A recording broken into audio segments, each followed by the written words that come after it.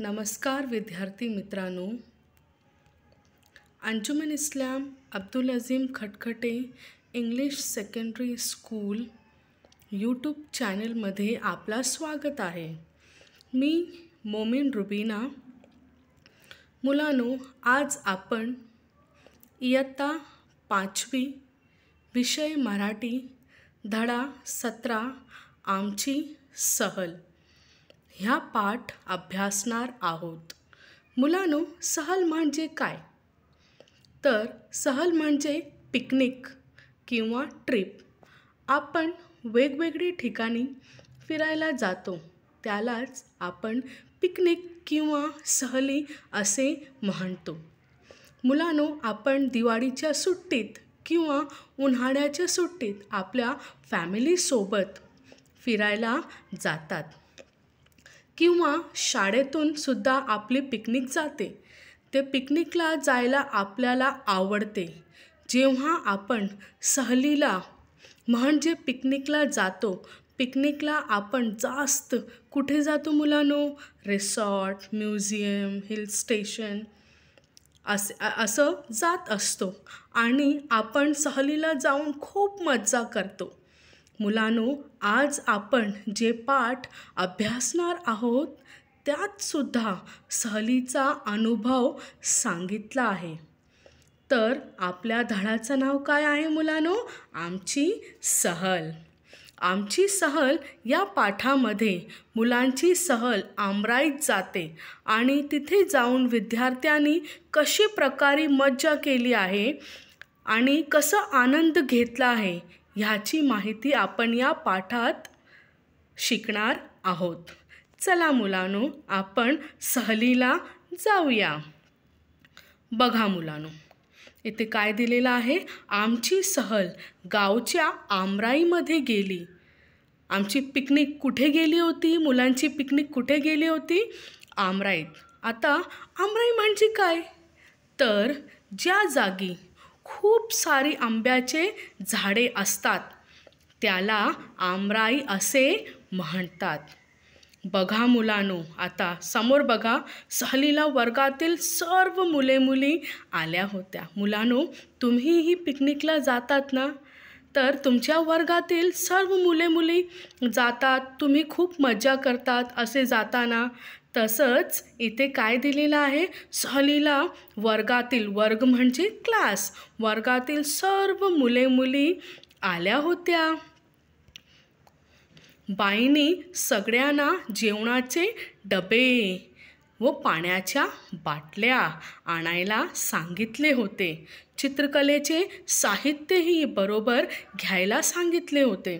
आता मुलांनो, जेव्हा तुम्ही पिकनिकला जातात तेव्हा तुमची ही बाई पण तुम्हाला असंच म्हणते ना, पिकनिकला जायचं आहे मुलांनो, उद्या तुम्ही जेवणाचे डबे आणि पाण्याच्या बाटल्या सोबत न्या। तसंच इथेही बाईंनी सगळ्या मुलांना जेवणाचे डबे, पाण्याच्या बाटल्या व चित्रकलेचे साहित्यही बरोबर घ्यायला सांगितले होते। आता मुलांनो, जेवणाचे डबे म्हणजे काय? टिफिन, पाण्याच्या बाटल्या म्हणजे वॉटर बॉटल आणि चित्रकलेचे साहित्य म्हणजे ड्रॉइंग मटेरियल हे बरोबर घ्यायला सांगितले होते। आता नंतर काय झालं बघा मुलांनो, आम्ही आमराईकडे निघालो म्हणजे आम्ही पिकनिकला निघालो। बघा मुलांनो, आता आम्ही पिकनिकला निघालो।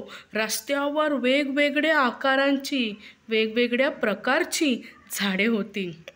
मुलांनो, जेव्हा तुम्ही पिकनिकला जातात तुम्ही पण असंच निरीक्षण करतात ना?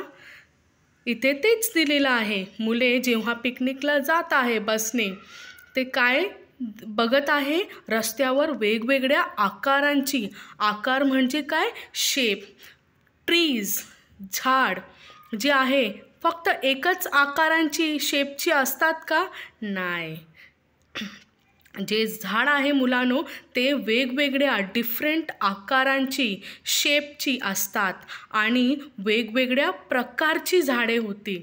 प्रकार म्हणजे मुलांनो टाइप्स। रस्त्यावर झाडे कशी होती? वेगवेगळ्या आकारांची आणि वेगवेगळ्या प्रकारांची झाडे रस्त्यावर होती. आता तेच झाडांची दाट सावली, दाट म्हणजे गच्च, घनी गच्च सावली, सावली म्हणजे शॅडो रस्त्यावर पडली होती. त्यानंतर काय झालं बघा मुलांनो, आम्ही रम्मत गंमत झाडांचे निरीक्षण करत चालले होते. बघा मुलांनो, आता इथे रम्मत गंमत काय म्हणजे मज्जा करत. आम्ही रम्मत गंमत म्हणजे मज्जा करत आणि झाडांचे निरीक्षण करत. निरीक्षण म्हणजे काय? ऑब्झर्वेशन. आम्ही झाडांना ऑब्झर्व करत होते. आम्ही रम्मत गंमत झाडांचे निरीक्षण करत चाललो होतो.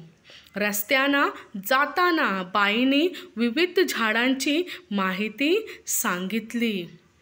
बाईंनी आम्हाला झाडांची इन्फॉर्मेशनही दिली. झाडे कशी आहे, कोणते आहे, हे सगळी माहिती आम्हाला बाईंनी दिली.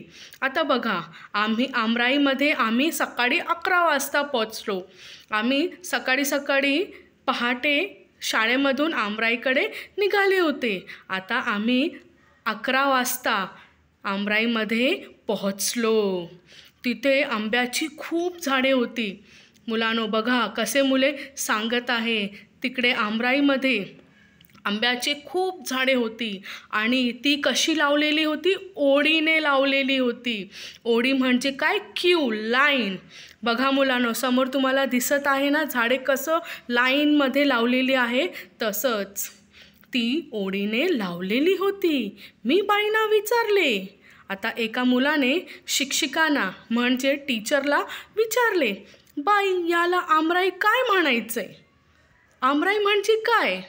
ह्याला आमराईच काय म्हणायचे? बाईने म्हणाल्या. आता बाई शिक्षिकांनी काय म्हणाली हे बघा मुलांनो. राई म्हणजे दाट झाडी, दाट म्हणजे घनी गच्च झाडी. जिथे आंब्याची अनेक झाडे लावून जोपासलेली असतात त्याला आमराई असे म्हणतात. बाईने काय सांगितले? ज्या जागेवर आंब्याची अनेक झाडे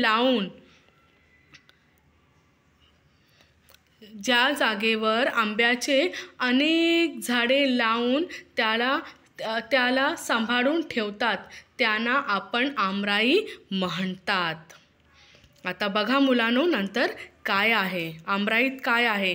पोपट, कोकीळ, चिमण्या, कावळे, साळुंक्या असे अनेक पक्षी झाडावर बसले होते. बघा मुलांनो, आता आम्ही आमराईत पोहोचलो आणि आम्ही आमराईत काय पाहिले? पोपट, कोकीळ, चिमण्या, कावळे, साळुंक्या असे अनेक पक्षी बसलेले आहे हे आम्ही पाहिलो. त्यांचा किलबिलाट म्हणजे त्यांची आवाज चालली होती. पक्षी आनंदाने उडत होते. इकडे तिकडे पक्षी आनंदाने उडत होते. बघा मुलांनो, मुले आनंदाने बागडत होते. पक्षीही आमराईत इकडे तिकडे उडत होते आणि मुलेही आनंदाने बागडत होते. बागडत म्हणजे इकडे तिकडे पळत होते, खेळत होते, मज्जा करत होते. त्यानंतर काय झालं बघा मुलांनो, आता इकडे तिकडे पळून त्यांनी काय केले?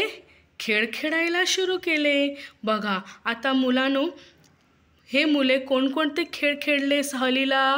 लपाछपी, शिवणापाणी, ऊन सावली असे अनेक खेळ मुलाने खेळले. बघा मुलांनो, वाऱ्याने पडलेल्या कैऱ्या गोळा केल्या, कैऱ्यांचा चट्टामट्टा केला, आम्ही सहभोजन केले. बघा मुलांनो, समोर तुम्हाला चित्र दिसत आहे.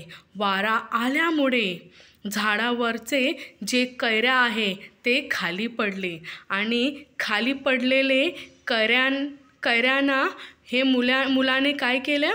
कैऱ्या गोळा केल्या आणि कैऱ्यांचा चट्टामट्टा केला. चट्टामट्टा म्हणजे काय? खाल्ले, पूर्ण कैऱ्या खाल्ले आणि त्यानंतर सर्व मुले मुली सोबत येऊन सहभोजन केले, आणलेले डब्बे खाल्ले. त्यानंतर बाईंनी आम्हाला चित्र काढायला सांगितले. बघा मुलांनो, आता खेळ झाला, भोजनही झाला. त्यानंतर बाईंनी मुलांना काय सांगितले? चित्र काढायला सांगितले. आता कोणकोणते चित्र काढायला सांगितले हे बघा. आंब्याच्या झाडावर पोपट आंबा खातो असे चित्र मी काढले. त्यानंतर कोणी कैऱ्यांनी लगडलेले झाड काढले. तर कोणी खूप पक्षी बसलेले आंब्याचे झाड काढले. कोणी आमराईचे चित्र काढले. तर कोणी कैऱ्या गोळा करणारी खेळणारी मुले काढली. बाईंनी सर्वांची चित्रे बघितली. त्यानंतर त्यांनी आम्हाला कैरी व आंबा यातला फरक सांगितला. त्यांनी म्हणजे बाईंनी.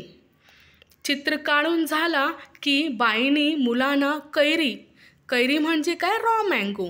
आणि आंबा, जेव्हा रॉ मँगो पिकतात तेव्हा त्याला काय म्हणतात? आंबा. आणि त्यानंतर बाईंनी मुलांना कैरी व आंबा यातला फरक, डिफरन्स सांगितला. आणि कैरीपासून, आंब्यापासून बनवल्या जाणाऱ्या वेगवेगळ्या पदार्थांची नावे सांगितले. आता कोणकोणते वेगवेगळे पदार्थ आहे मुलांनो? लोणचं, कैरीची चटणी, मँगो शेक, आमपन्ना, मँगो आईस्क्रीम असे अनेक पदार्थ आपण कैरी व आंब्यापासून बनवतात. हे माहितीही बाईंनी मुलांना सांगितली. त्यानंतर बघा मुलांनो, सायंकाळ आम्ही घरी पोहोचलो. आता आमची सहल संपली. आम्ही घरी पोहोचलो. दिवसभर खेळून बागडून आणि लांबपर्यंत चालून देखील आम्ही थकलो नव्हतो. मुले काय म्हणत आहे? दिवसभर आम्ही खूप खेळलो, इकडे तिकडे पळालो आणि लांबपर्यंत चालूनही आम्ही थकलो नव्हतो. उलट इन्स्टेड आम्हाला खूप उत्साही, एक्साइटमेंट, आनंदी, हॅपीनेस व ताजेतवाने म्हणजे फ्रेशनेस वाटत होते. मुलांनो, अशा प्रकारे आमची सहल ह्या पाठात मुलांनी कशा प्रकारे मजा केली आणि सहलीचा आनंद घेतला ह्याविषयी ह्या पाठात सांगितले होते. मुलांनो, तुम्हाला हा पाठ समजला असेल अशी मी आशा करते. धन्यवाद.